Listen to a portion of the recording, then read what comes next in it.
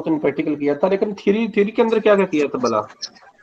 जी वो हमने कंपैरिजन पढ़ लिया था सारा, बड़ा जिम्नोस्पर्म सर जी, एंजियोस्पर्म हर वाला। एक को डिटेल में करना है हमने अब। हाँ, अब हर एक को डिटेल में हमने देखना है। हमने ओवरथ्रो किया था सर। पहले तो हमने जो है आज तक जो है हमने डिफरेंट ग्रुप्स ऑफ प्लांट्स जो है वो उनको डिस्कस कर लिया हुआ है, ब्रीफ, उनका एवोल्यूशन, उनका ओरिजिन, उनका आपस में इंटरलिंक, वो सब हमने जो है वो डिस्कस कर लिया हुआ है। तो आज से जो है हम उनकी डिटेल में जाके तो हम हर एक जो ग्रुप होगा उसमें हम देखेंगे, ठीक है, कि उसका जो ग्रुप है हर एक का उसके अंदर क्या क्या डिटेल्स हैं, कितनी डाइवर्सिटी है, तो वो हम देखेंगे। तो आज जो है वो सबसे पहले मैंने आपको बताया था कि सबसे पहले हॉट स्प्रिंग्स की हमने पहले बात की थी, उसके बाद वेसल्स की बात की थी, उसके बाद फिर हमने माइकोप्लाज्मा की बात की थी, माइकोप्लाज्मा के बाद हमने बैक्टीरिया की बात की है, बैक्टीरिया के अंदर हमने आर्की बैक्टीरिया और यू बैक्टीरिया की बात की। आर्की बैक्टीरिया एंशिएंट बैक्टीरिया हैं जो पहले जमाने में जो है वो पाए जाते थे and they are very useful. उसके बाद जो है आर्की बैक्टीरिया से आगे जो है एवॉल्व हुए थे साइनोबैक्टीरिया, तो उसकी फिर हमने बात की, साइनोबैक्टीरिया की बात की, और साइनोबैक्टीरिया के बाद फिर हमने cyanobacteria also called as blue green algae, तो उसके बाद हमने फिर ग्रीन एल्गी या जो एल्गी है उसके बारे में जो बात की जिसके अंदर क्लोरोप्लास्ट होता है और वो फोटोसिंथेटिक होती है। तो ब्लू ग्रीन एल्गी की फोटोसिंथेटिक के हवाले से हमने बात की। उसके बाद जो है हमने फिर बात की ब्लू ग्रीन एल्गी के बाद हमने बात की अपने की क्या उसे कहते हैं साइनोबैक्टीरिया के बाद हमने एलजी, एलजी के बाद हमने ब्रायोफाइट्स की बात की, ब्रायोफाइट्स के बाद जो है हमने ट्रिडोफाइट्स की बात की, ट्रिडोफाइट्स की बात की। ये आपने माइक्रोफोन बंद कर दें, आपने माइक्रोफोन जो है वो बंद कर दें। ट्रिडोफाइट्स की बात की, ट्रिडोफाइट्स जो है वो लो वेस्कुलर प्लांट्स हैं। उसके बाद फिर हमने जो है जिम्नोस्पर्म्स की बात की और उनका एवोल्यूशन और उनका relationship with bryophytes and angiosperm देखा। उसके बाद फिर हमने एट द एंड जो है वो एंजियोस्पर्म्स को देखा। अच्छा, एंजियोस्पर्म की सारी डिटेल में जो है हमने बात की कि एंजियोस्पर्म्स जो है वो क्या कुछ होते हैं, कि उनके अंदर क्या डिटेल है। उसके अंदर भी हमने फिर मोनोकोट और डाइकोट का थोड़ा सा जिक्र किया कि मोनोकोट होते हैं और डाइकोट होते हैं, बस that is the end of our all the groups we have to study. लेकिन इसके अंदर जो है वो दो दो बातें जो है वो रह गई, दो दो ग्रुप्स का जो है वो एवोल्यूशन जो रह गया, बल्कि एक ग्रुप का एवोल्यूशन जो है वो हमने डिस्कस नहीं किया, या उसका रीजन जो डिस्कस नहीं किया, दैट इज फंजाई। फंजाई के बारे में जो है हमने उसका जो है ओरिजिन जो है वो डिस्कस नहीं किया। तो फंजाई का आज थोड़ा सा उसको देख लेते हैं before going in detail of our today lecture.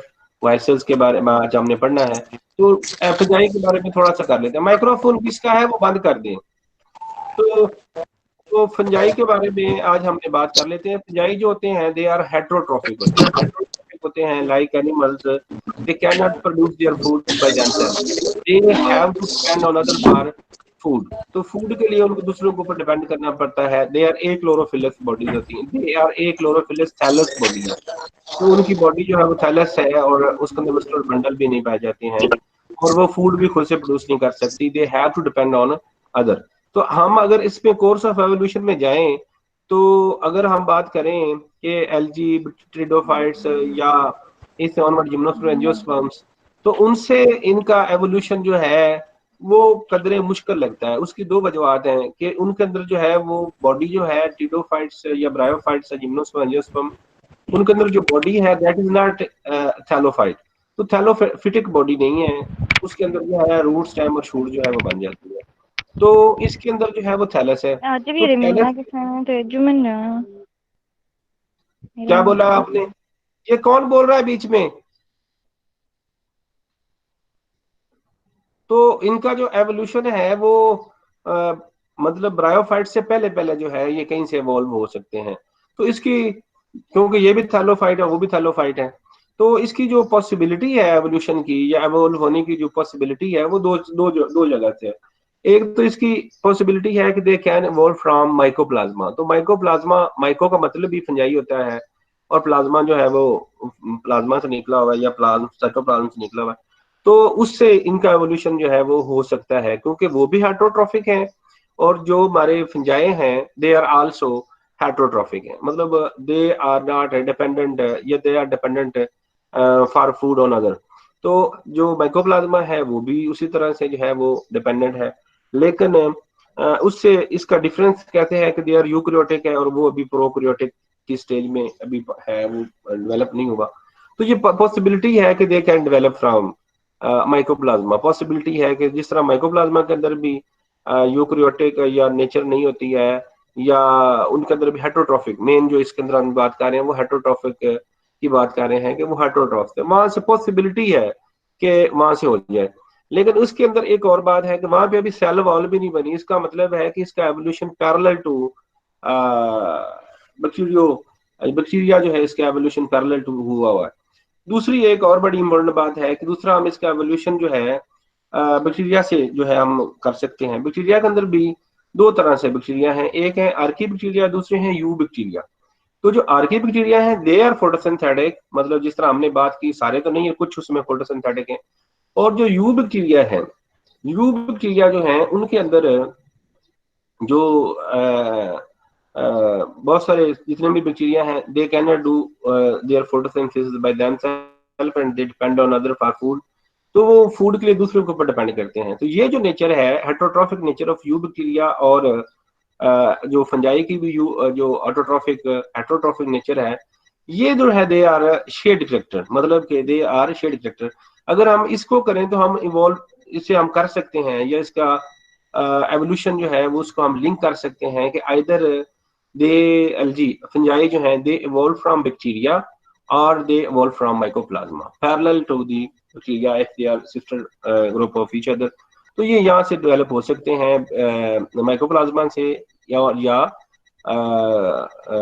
You bacteria से। यू बैक्टीरिया के अंदर भी, यू बैक्टीरिया के अंदर आमतौर पे आपने देखा होगा कि यूनिसेलुलर है। अगर इस चीज को देखें, हम यूनिसेलुलैरिटी को देखें, और एक एक सेल होता है, और जो ये वाले जो हैं यूकैरियोटिक हैं, और इसके अंदर फंजाई के अंदर यूकैरियोटिक भी फिलामेंटस बॉडी होती है।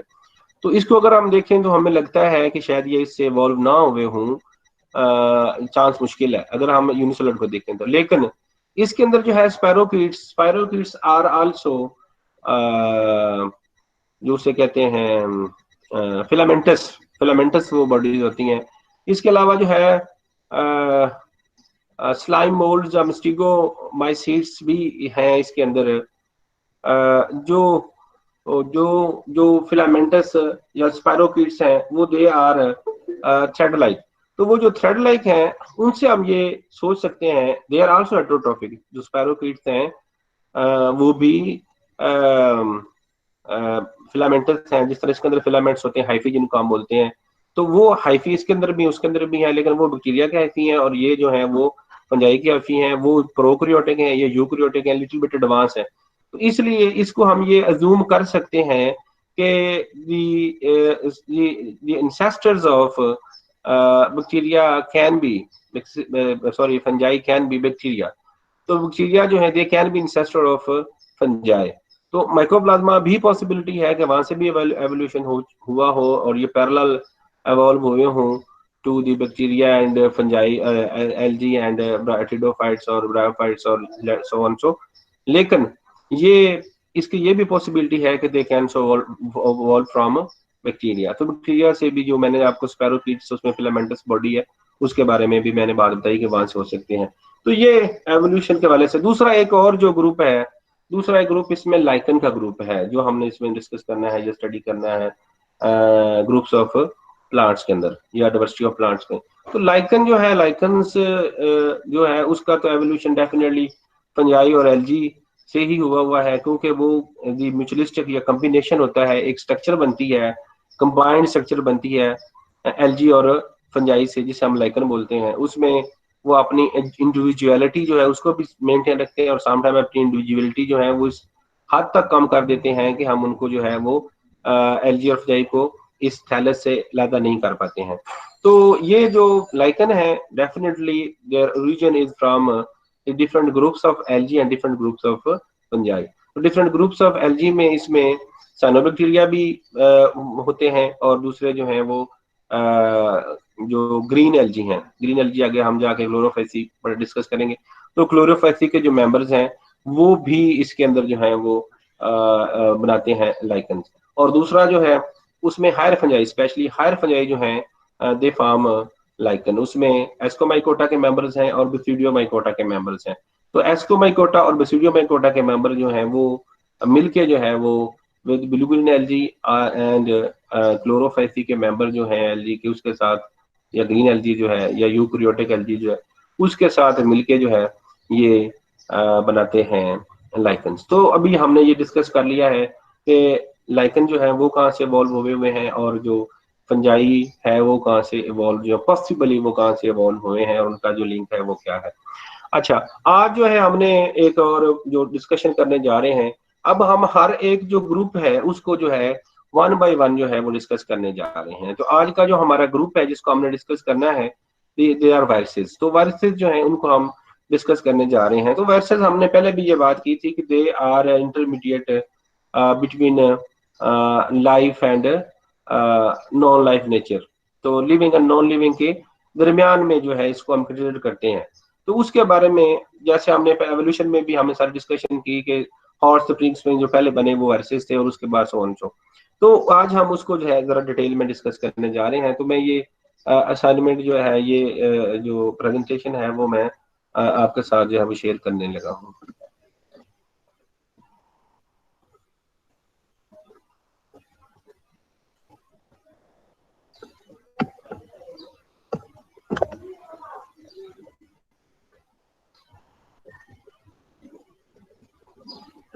अच्छा, तो वायरसेस है, आपको स्लाइड नजर आ रही है सबको सामा? जी सर, नजर आ रही है। चले ठीक हो गया। तो वायरसेस है, तो वायरसेस के बारे में हमने काफी सारी पहले जो बातें कही हैं वो उसको रिपीट करने की हमें जरूरत नहीं है। अब हम आगे चलते हैं और देखते हैं कि वायरसेस क्या क्या चीजें होती हैं। तो एक टर्म यूज जो करते हैं वायरसेस के बारे में, तो वायरसेस होते क्या हैं, ये वायरस टर्म जो है has derived from Latin, Latin word है विच मींस पॉइजन, पॉइजन या वेनम, वेनम भी पॉइजनस को ही बोलते हैं, या विस्कस फ्लूइड। तो विस्कस फ्लूइड या वेनम या पॉइजन जो है उसको जो है वो मीनिंग है, जो लफ्जी मीनिंग है वायरसेस का वो ये वाला है, पॉइजन, वेनम या विस्कस फ्लूइड जो है वो वाला। अच्छा, एक जो है बैडन और पायरी जो है उसने वायरसेस को कैसे डिफाइन किया है कि दे आर सब माइक्रोस्कोपिक ऑर्गेनिज्म है which are generally less than 200 micrometer in size and are obligate parasite and can pass through bacterial filter paper। तो ये जो जो इसकी डेफिनेशन है दैट इज वेरी इंपॉर्टेंट है कि ये सब माइक्रोस्कोपिक है। माइक्रोस्कोप के अंदर जो आम माइक्रोस्कोप होती है उनके अंदर भी ये नजर हमें नहीं आते हैं। ये माइक्रोस्कोप से भी छोटे, माइक्रोस्कोपिक ऑर्गेनिज्म से भी छोटे ऑर्गेनिज्म है जिनको हमें स्पेशल टाइप ऑफ माइक्रोस्कोप के साथ जो है वो देखना पड़ता है। उनका साइज जो है वो जनरली जो है 200 माइक्रोमीटर से छोटा होता है। और जो अगली बात कर रहे हैं कि दे आर ऑब्लिगेट पैरासाइट है, और जो बैक्टीरियल फिल्टर होता है उसके थ्रू ये पास कर जाते हैं क्योंकि उसका साइज बड़ा होता है और इसका साइज जो है वो छोटा होता है। वो फिल्टर जो बैक्टीरिया को रोक सकता है उसमें से भी ये पास कर जाता है। तो वायरसेस जो है दे आर सब माइक्रोस्कोपिक ऑर्गेनिज्म होते हैं which are obligate parasite and can pass through a bacterial filter. अच्छा, nowadays these are defined as viruses are infectious nucleoprotein है। ये भी बड़ी important जो शॉर्टेस्ट डेफिनेशन है कि these are infectious न्यूक्लियोप्रोटीन है। तो क्योंकि इनकी बॉडी जो है वो न्यूक्लियस और प्रोटीन की बनी होती है, तो इसलिए न्यूक्लियोप्रोटीन इसको बोल रहे हैं। इन्फेक्शियस इसलिए बोलते हैं कि they always will cause infection, क्योंकि इन्होंने जिंदा रहना है तो इन्फेक्शन काज इनको करनी पड़ेगी। तो ये बॉडी के अंदर जब एंटर होते हैं तो दे काज इन्फेक्शन या डिजीज काज करते हैं और फॉर देयर ओन सर्वाइवल, तो अपनी सर्वाइवल के लिए भी they have to do infection, तो इन्फेक्शन इनको काज करना पड़ता है। तो वायरसेस जो है they are nucleoprotein, in simple form they are nucleoprotein, क्योंकि इसके अंदर न्यूक्लियस होता है और इसके इर्द गिर्द जो है वो प्रोटीन की मेम्ब्रेन जो बनी हुई है, इसलिए इसे न्यूक्लियोप्रोटीन पार्टिकल्स जो हैं वो भी बोलते हैं। चलें, तो इसके जो करेक्टरिस्टिक फीचर्स हैं वायरसेस के वो कौन कौन से हैं? करेक्टरिस्टिक होते हैं स्पेशल टाइप ऑफ फीचर्स, तो इनके कौन कौन से हैं जो वो हम देख लेते हैं। तो दीज आर सब microscopic organism generally less than 200 micrometer, ये हमने पहले बात कर ली है। They are obligate parasite, can not live, can live inside living host only, तो ये ऑब्लिगेट का तो आपको पता होगा ना, एक होता है फैकल्टेटिव चीज और एक होती है ऑब्लिगेट। ऑब्लिगेट मतलब वो जो मोड इख्तियार करेगा उसके अलावा कोई और मोड इख्तियार नहीं कर सकता। फैकल्टेटिव जो है वो फ्लेक्सिबल होता है कि एक मोड, और अगर एक नहीं तो फिर दूसरा मोड वो यूज कर सकता है। फॉर एग्जाम्पल आपने यूग्लिना की एग्जाम्पल बहुत पढ़ी होगी। तो यूग्लिना जो है उसके अंदर ऑटोट्रॉफिक भी होता है, खुद से फूड भी प्रोड्यूस करता है, और हेटरोट्रॉफिक भी। जब उसको लाइट मिलती है तो वो फोटोसिंथेटिक हो जाता है, जब लाइट नहीं मिलती है तो हेटरोट्रॉफिक हो जाता है, दूसरी चीजों से फूड लेना शुरू कर देता है। लेकिन इसके वाइस वर्सा प्लांट जो है, plant they do photosynthesis, otherwise they will die. तो प्लांट जो है वो फोटोसिंथेसिस करेंगे या फिर वो मर जाएंगे। तो प्लांट के पास सिर्फ एक मोड है, कौन से वाला है कि they have to do photosynthesis. लेकिन यूलिना के पास दो हैं, तो फोटोसिंथेटिक भी और हेटरोट्रॉफिक भी वो नेचर उसके अंदर पाई जाती है। तो इस तरह जो एक ही तरह का मोड को जो बंदा रख सकता है स्पेसिफाइड हो हर लिहाज से, उसे हम कहते हैं ऑब्लिगेट। ऑब्लिगेट है वो उसका मोड। जैसे इसको कहा है ऑब्लिगेट पैरासाइट, तो इसका मतलब है कि ये हर टाइम इसके अलावा कोई मोड ऑफ न्यूट्रिशन और नहीं है, it will always do parasitism. तो ये पैरासिटाइज करेगा हर वक्त, ये जो जब भी करेगा तो पैरासिटाइज करेगा, इसके अलावा इसके पास कोई ऑप्शन नहीं है। ठीक है, क्योंकि ये बंदा उसके अंदर रह सकता है। अगर मैं कहता ये फैकल्टेटिव पैरासाइट है तो ये कभी पैरासाइट बन जाता और कभी जो है वो ऑटोट्रॉफ बन जाता, या ये कभी डिकम्पोजर बन जाता अगर मैं फैकल्टेटिव की बात करता। तो ऑब्लिगेट का मतलब है अल्टीमेट, कि सिर्फ वो ही काम करेगा, इसके अलावा नहीं कर सकता। जिस तरह मैंने जुगलिना के बारे में बात बताई, उसका जो मोड ऑफ न्यूट्रिशन है दैट इज फैकल्टेटिव, कि वो लिविंग जो हेटरोट्रॉफिक भी बन सकता है और हेटरोट्रॉफिक भी बन सकता है, लेकिन इसके पास कोई और मोड नहीं है। तो ये पैरासिटिज्म ही इसका मोड ऑफ न्यूट्रिशन है। तो ये ऑब्लिगेट पैरास्टाइजर है या पैरासाइट है जो सिर्फ और सिर्फ पैरास्टाइज करेगा दूसरी लिविंग बॉडीज को। तो लिविंग बॉडी के अंदर जाएगा, पैरास्टाइज करेगा। दे हैव अदर आरएनए और डीएनए। तो इसके अंदर अगला जो फीचर है कि इसके अंदर या तो डीएनए होता है और या फिर इसके अंदर आरएनए होता है, दोनों इकट्ठे नहीं हो सकते। इसके पास या तो डीएनए होता है और या फिर आरएनए होता है। ठीक है, इनमें से एक नहीं है। They can pass through bacterial filter paper. तो बैक्टीरियल फिल्टर पेपर जो होता है उसका साइज जो है वो बड़ा होता है, और इसका साइज जो है 200 माइक्रोमीटर से कम होता है। तो इसलिए वो 200 माइक्रोमीटर तक की चीजों को रोक सकता है, जो वो बैक्टीरिया का साइज बड़ा होता है। तो ये इसका साइज क्योंकि छोटा होता है, तो जो बैक्टीरियल फिल्टर पेपर होता है जो आमतौर पर बैक्टीरिया को हम फिल्टर करने के लिए यूज करते हैं, उस वो जो है वो इसको नहीं रोक सकता, वो इसको फिल्टर आउट नहीं कर सकता, उसमें से ये पास कर जाता है। अच्छा, उसके अलावा they have characteristic mode of multiplication, या ये हैव अ करेक्टरिस्टिक सेक्स और रिप्रोडक्शन। तो इसके अंदर एक करेक्टरिस्टिक मोड ऑफ सेक्स और रिप्रोडक्शन स्पेशल, जो करेक्टरिस्टिक बोलते हैं इट मींस के स्पेशल टाइप ऑफ मल्टीप्लिकेशन का मोड है इसके पास। वो कौन से वाला है कि once once virus enter into the host cell and मतलब इन अदर वर्ड में बात में जाते हैं।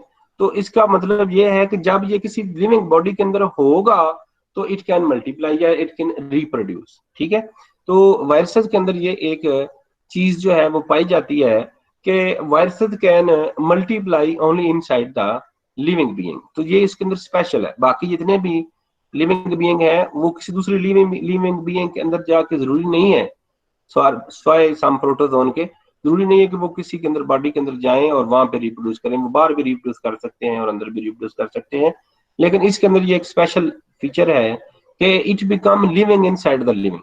ठीक है, and it become non living inside the non living. तो ये नॉन लिविंग के अंदर नॉन लिविंग और लिविंग के अंदर ये लिविंग हो जाता है। तो ये इसके अंदर क्या होता है कि once viruses can enter into the cell, it take the metabolic machinery of the host cell and there it will reproduce by forming their own components. तो एक दफा ये जब एंटर हो जाता है फिर उसकी मेटाबॉलिक मशीनरी जो होस्ट सेल की होती है उसको वो ले लेता है। तो ये इसके अंदर जिसके अंदर स्पेशल कैरेक्टरिस्टिक फीचर हैं कि ये माइक्रोस्कोपिक है, ऑब्लिगेट पैरासाइट है, डीएनए या आरएनए होता है, फिल्टर पेपर पास कर जाता है, और इसके साथ साथ ये mode of special type of mode of reproduction है, स्पेशल टाइप। अच्छा, इसके अंदर जो है वो लिविंग और मैंने बोला कि नॉन लिविंग की करेक्टर्स हैं, मतलब it can be living and it can be non living. तो इसके अंदर जो नॉन लिविंग कैरेक्टर्स हैं, पहले तो हम वो देख लेते हैं कि वो नॉन लिविंग कैरेक्टर्स जो हैं वो कौन कौन सी इसके अंदर पाई जाती हैं। तो सबसे जो पहली इसकी नॉन लिविंग कैरेक्टरिस्टिक है कि नो प्रोटोप्लाज्मिक, नॉन प्रोटोप्लाज्मिक है या नो प्रोटोप्लाज्म इज प्रेजेंट। तो प्रोटोप्लाज्म, प्रोटोप्लाज्म का होता है कि जो सेल के अंदर सेल मेम्ब्रेन होती है ना, सेल मेम्ब्रेन और उसके अंदर जितनी भी चीजें होती हैं सेल वाल के अलावा, उसे हम साइटोप्लाज्म प्रोटोप्लाज्म बोलते हैं। तो वो प्रोटोप्लाज्म इसके अंदर नहीं होता, मतलब इसके अंदर सेल नहीं होता, ए सेलुलर है। तो ए सेलुलर जो चीज होती है वो नॉन लिविंग होती है, जिस तरह की मर्जी हो, वो लिविंग नहीं होती है। नो एंजाइम सिस्टम, इसके पास कोई एंजाइमेटिक सिस्टम नहीं होता है। दूसरी उसके बाद नो रेस्पिरेशन, ये ब्रीदिंग नहीं करता, या जो सेलुलर रेस्पिरेशन है, सेलुलर ही नहीं है तो सेलुलर रेस्पिरेशन कैसे करनी, सेलुलर रेस्पिरेशन जिसके अंदर नहीं होती है। सेल नहीं है, ए सेलुलर बॉडी है, और इसके साथ साथ इसके अंदर कोई एंजाइमेटिक सिस्टम जो है वो नहीं होता है। रेस्पिरेशन इसके अंदर नहीं होती है। और तीसरी जो चौथी बात है कि दे कैन बी क्रिस्टलाइज्ड, ये क्रिस्टलाइज्ड या मतलब इनको क्रिस्टलाइज किया जा सकता है in the form of crystal, they can be preserve for longer period of time. जिस तरह हमारे पास आपने देखा हो साल्ट की क्रिस्टल्स होती हैं, हम क्रिस्टल बनाते हैं, आइस की क्रिस्टल होती हैं, और वो लंबे अरसे के लिए साल्ट की क्रिस्टल जो है, साल्ट के जो ग्रेन्यूल्स होते हैं ना, क्रिस्टल बनती है। तो वो क्रिस्टल जो है स्पेशल शेप्स की बनती है, आपने ये एफएससी में भी केमिस्ट्री में पढ़ा होगा। तो स्पेशल टाइप ऑफ क्रिस्टल की तरह इसको भी हम क्रिस्टलाइज करके हम रख लेते हैं, और ये पड़ा रहता है, इसको कुछ नहीं होता, और फिर दोबारा जो है नॉन लिविंग की तरह इसको क्रिस्टलाइज कर लेते हैं। ये do not grow on culture media. तो ये सबसे एक इम्पोर्टेंट बात और है कि ये कल्चर मीडिया के ऊपर भी जो है वो ग्रो नहीं करते हैं। कल्चर मीडिया कौन सा वाला होता है? Culture media is actually that medium which can support the life. Life जो है उसके अंदर जो लाइफ को जिंदा रहने के लिए जितने भी चाहिए होते हैं, क्या उसे कहते हैं, न्यूट्रिएंट्स, वो सारे के सारे हम एक मीडियम के अंदर जो है वो डाल देते हैं, और उसको ग्रो जो है वो करवाते रहते हैं। ठीक है, वो ग्रो करता रहता है, मल्टीप्लाई करता रहता है, और ये इसके ऊपर ग्रो नहीं करता। वो ग्रो करने का मतलब ये है कि अगर ये ग्रो कर जाए तो फिर तो ये नॉन लिविंग में भी ये ग्रो करना स्टार्ट कर देगी, तो then it become totally living being. तो ये नॉन लिविंग है, इसलिए ये कल्चर जो मीडिया हम प्रोवाइड करते हैं, बाकी जितने भी सेल्स होते हैं, जो सेलुलर बॉडीज होती हैं प्लांट्स की, एनिमल्स की, वो जो है they can grow on culture medium. तो ये जो है वो कल्चर मीडियम के ऊपर जो है,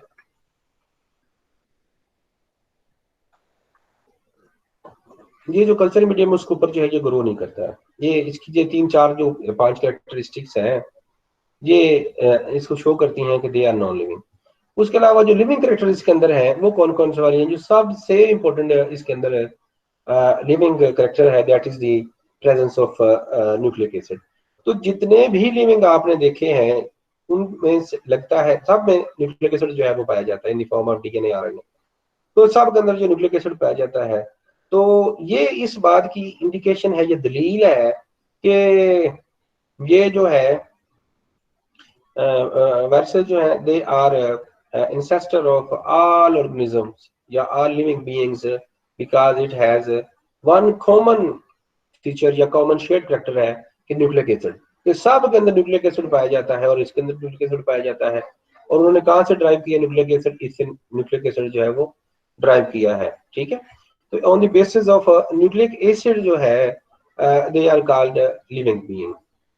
तो इसकी वजह से ये प्रोटीन भी जो है वो सिंथेसिस, डेफिनेटली अगर डीएनए होगा तो आरएनए उससे बन सकता है, और फिर उससे प्रोटीन बन जाती है। तो दे कैन बी लिविंग। तो on the basis of these characters we can say that they are living and they can multiply. मतलब जितने भी लिविंग बीइंग्स होते हैं दे कैन रिप्रोड्यूस या मल्टीप्लाई कर सकते हैं। In the same way the viruses can also multiply, no doubt, even though they can multiply inside the living cells या host cell, but still they are living because they multiply। तो multiply करते हैं वो कि they need living being for the purpose of reproduction, but they multiply like all organisms। अगली जो इसके अंदर जो living की बात है कि they cause disease। जब भी कोई लिविंग चीज किसी दूसरी लिविंग चीज के अंदर एंटर होती है तो वो डिजीज काज करती है। जो भी है, आप जितने भी लिविंग प्रोटोजोन बैक्टीरिया देख लें, जब एंटर होते हैं तो डिजीज काज करते हैं। प्रोटोजोन देख लें, ट्राइपैनोसोमा जो है वो एक आता है मलेरिया जिससे काज करता है वो जो है। बाकी जितने भी जो लिविंग बीइंग्स होते हैं वो जब बॉडी के अंदर एंटर होते हैं तो वो डिजीज काज करते हैं। तो इसी करेक्टर की बेस के ऊपर हम इसको कहते हैं कि they also cause disease inside the living bodies, therefore they are living. तो ये लिविंग बीइंग्स है। लिविंग इसलिए है कि they also cause disease like living beings when they enter in the living bodies.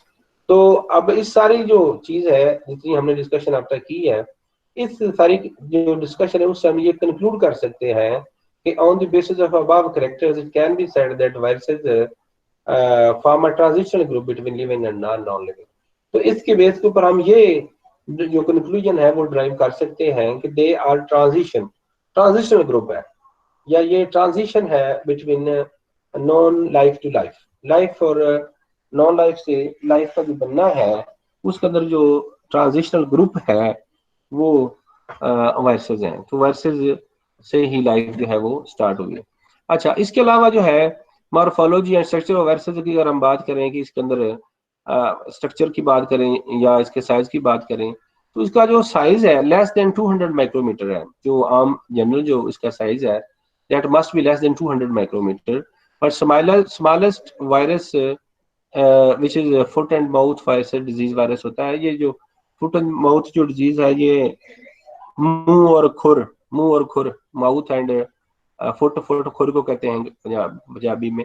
तो वो जो मुंह खुर की डिजीज होती है एनिमल्स के अंदर बड़ी कॉमन है, foot and mouth disease viruses की। तो ये 10 माइक्रोमीटर इसका साइज जो है वो होता है। 10 माइक्रोमीटर वो स्मॉलेस्ट साइज का होता है 10 माइक्रोमीटर का। तो स्मॉलेस्ट साइज का ये बैक्टीरिया है, तो ये एक्सेप्शन है। तो जनरल जो है that must be less than 200 micrometer.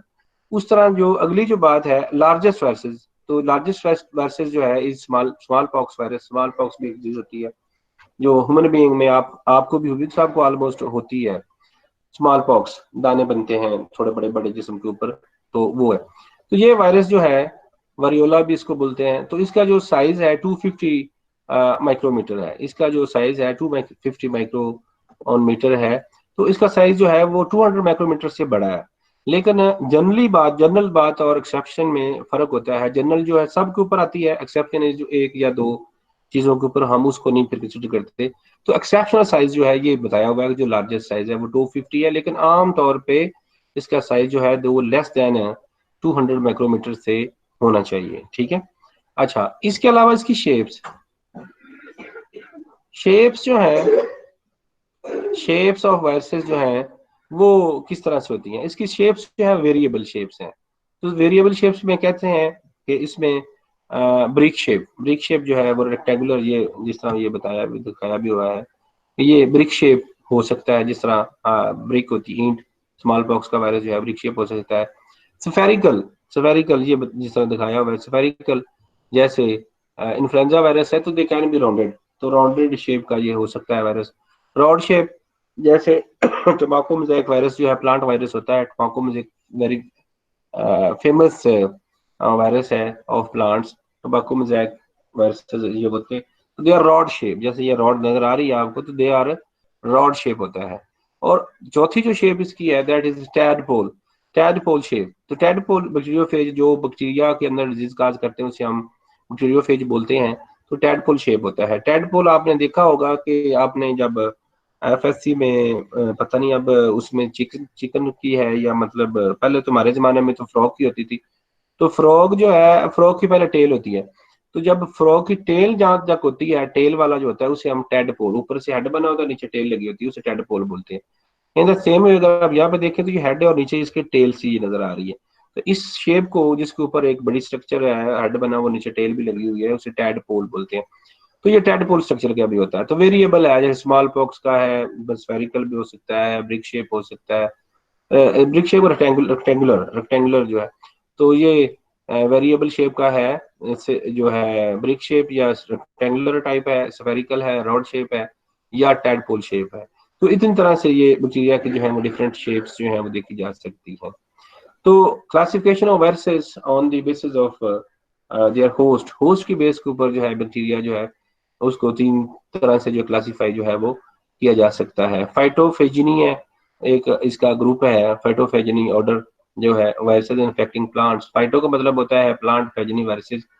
उसके अलावा जो है जू फेजिनी, जू का मतलब होता है एनिमल और वायरसेस इन्फेक्टिंग एनिमल्स। तो जो जो वायरसेस एनिमल को डिजीज काज करते हैं उसे जूफेजिनी कहते हैं, और फाइटोफेजिनी जो प्लांट के अंदर पाए जाते हैं, और सिंपल फेजिनी फेजिनी फेज फेजिनी जो है वो वायरसेस होते हैं जो बैक्टीरिया को जो है बैक्टीरियोफेजेस वगैरह जो है उनको हम फेजिनी खाली फेजिनी से जो है वो टर्म करते हैं। तो ये तीन तरह से तीन ऑर्डर इसके हैं, फाइटोफेजिनी है, जूफेजिनी है और फेजिनी है। फेजिनी में खाली वायरसेस बैक्टीरिया जो है उसको इन्फेक्ट करते हैं वायरसेस, और फाइटोफेजिनी में प्लांट्स को, और जूफेजिनी में एनिमल्स को। अच्छा, ये उनकी शेप जो है वो थोड़ा बड़ी करके दिखाई हुई है आपको समझाने के लिए कि ये रेक्टेंगुलर है, ये रॉड शेप है, ये स्फेरिकल शेप है, और ये टेडपोल शेप है। इसको तो हम जरा डिटेल में भी सबको टेडपोल को आगे जाकर सब डिटेल में भी देखेंगे इसको भी ना। अच्छा, उसके अलावा जो इसकी केमिकल कंपोजिशन है, वायरसेस जो है वो केमिकली किन किन चीजों के ऊपर कंसिस्ट करते हैं, तो मेजर मेजर उसके दो कंपोनेंट्स हैं। एक न्यूक्लिक एसिड का कोर होता है, सेंटर में न्यूक्लिक एसिड होता है, जैसे ये यहाँ पे बताया हुआ सेंटर में न्यूक्लिक एसिड है, और प्रोटीन कोट है, और इसके इर्द गिर्द जो है वो प्रोटीन का कोट होता है, प्रोटीन की मेम्ब्रेन या प्रोटीन कोट जो है वो होता है। इसके अलावा इसके ऊपर एडिशनल कोट्स भी होते हैं which they take from the host from which they are actually coming subsequently, तो जिसमें से निकलते हैं उसके ऊपर एक मेम्ब्रेन और भी ये डेवलप कर लेते हैं।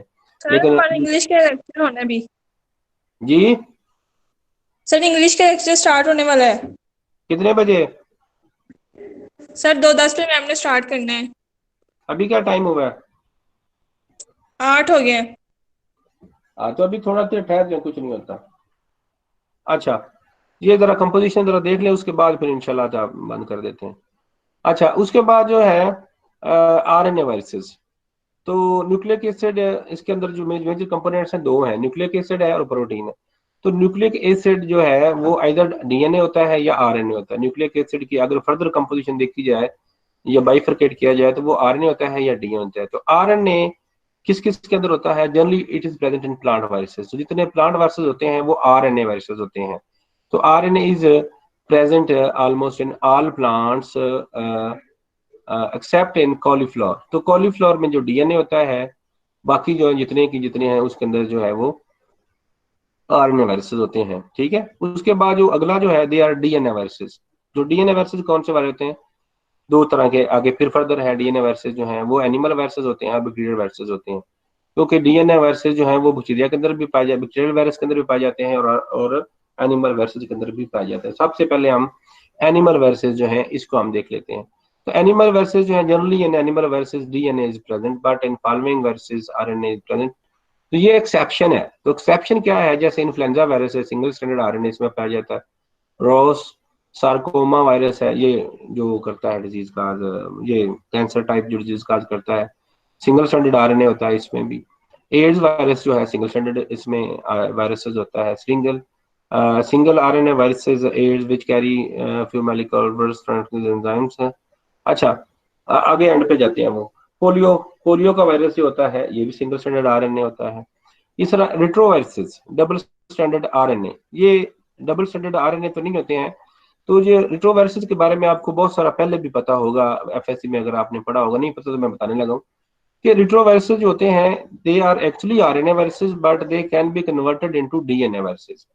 तो जो इनके अंदर आरएनए होता है उसको डीएनए के अंदर जो है वो हम कन्वर्ट कर सकते हैं, या वो कन्वर्ट हो सकता है। Why? Because of reverse transcriptase enzyme. तो ये रिवर्स ट्रांसक्रिप्ट एंजाइम जो है इनके पास होता है जो आरएनए को कन्वर्ट कर देता है इनटू डीएनए वायरस। तो डीएनए के अंदर वो कर देता है। इसकी आगे लंबी डिटेल जो है वो हम कर सकते हैं, लेकिन अभी मैं नहीं करना चाह रहा। तो ये जो इसके अंदर जो वायरस होता है इसके अंदर न्यूक्लियोटाइड ही होंगे डेफिनेटली, और वो आरएनए के न्यूक्लियोटाइड्स होंगे।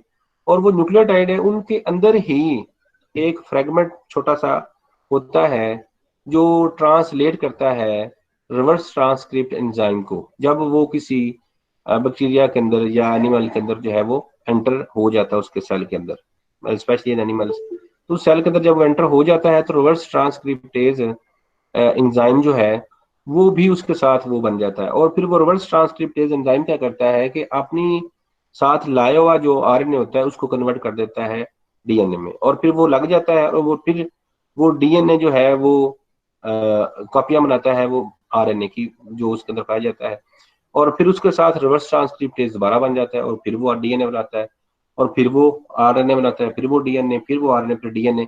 और इस तरह कभी भी ये एड्स वाला वायरस इसलिए खतरनाक है कि कभी भी ये खत्म नहीं होता बॉडी में से, क्योंकि इससे पहले तो वही आरएनए होता है, तो फिर आरएनए से बनता है डीएनए, और डीएनए फिर मल्टीपल कॉपी बनाता है, और डीएनए अपनी जगह पे रहता भी है और उसकी मल्टीपल कॉपियां बन जाती हैं मैसेंजर आरएनए की, और फिर वो मैसेंजर आरएनए दोबारा जो है रिवर्स ट्रांसक्रिप्टेज जो उसको फर्दर जो है दोबारा कन्वर्ट बैक कर देता है इनटू डीएनए, और इस तरह से ये सिलसिला जो है फिर वो चलता रहता है। तो इसलिए ये कभी भी रिट्रोवायरसेस खत्म नहीं होता। तो ऐसा virus which has capability to convert back from RNA to DNA virus is called as retroviruses। तो ये retroviruses की एग्जांपल है जिसमें एड्स की एक एग्जांपल बताई हुई।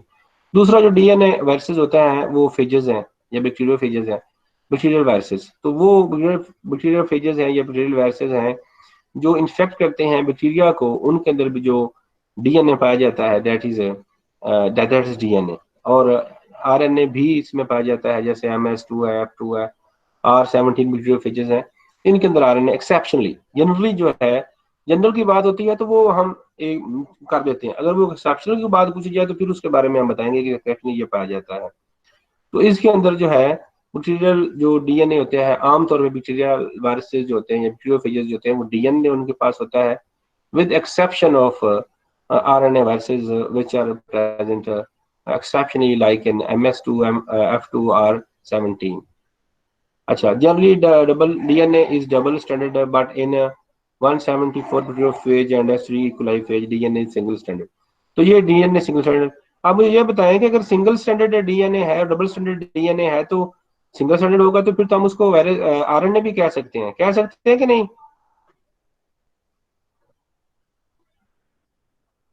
भाई? बताएं, कह सकते हैं कि नहीं? सिंगल स्टैंडर्ड डीएनए और आरएनए में कैसे फर्क कर सकते हैं?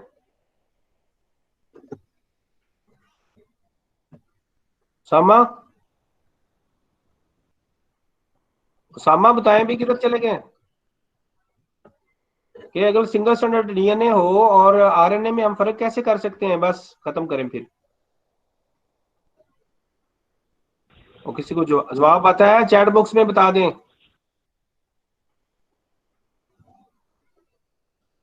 हाँ जी, मुझे आवाज नहीं आ रही किसी की भी।